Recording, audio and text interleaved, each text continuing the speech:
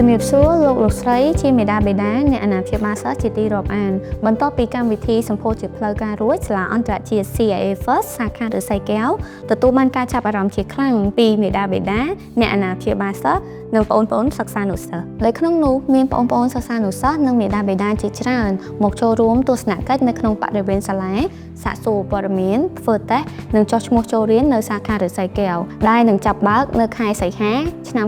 2025ខាងមុខនេះដើម្បីជាការថ្លែងអំណរគុណនិងជួយសម្រួលដល់ការចុះឈ្មោះចូលរៀនសាលាអន្តរជាតិ CIA First សាខាឫស្សីកែវកំពុងតែផ្ដល់ជូនការបញ្ចុះតម្លៃពិសេសសម្រាប់សិស្សថ្មីរហូតដល់$1,450ដែលក្នុងនោះរួមមានការបញ្ចុះតម្លៃ 50% ទៅលើថ្លៃចុះឈ្មោះចូលរៀននិង 100% ទៅលើ Capital Fee សម្រាប់ឆ្នាំសិក្សាដំបូងដែលមានសុពលភាពរហូតដល់ថ្ងៃទី25ខែសីហាឆ្នាំ2025ហើយអ្វីដែលកាន់តែពិសេសនោះសម្រាប់លោកស្រីដែលបានបង់ប្រាក់ចុះឈ្មោះចូលរៀនរយៈពេល14ថ្ងៃបន្ទាប់ពីដឹងលទ្ធផលតេស្តនឹងទទួលបានទឹកប្រាក់ត្រឡប់ចំនួន$550សម្រាប់ទូទាត់ទៅលើថ្លៃសិក្សាបន្ថែមពីលើបានបញ្ចុះតម្លៃប៉ុន្តែការផ្ដល់ជូននេះនឹងផុតកំណត់នៅថ្ងៃទី30ខែមិថុនាឆ្នាំ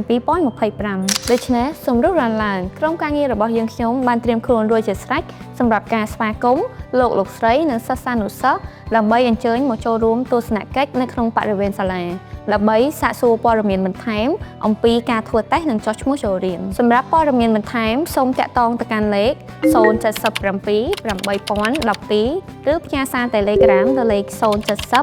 333 534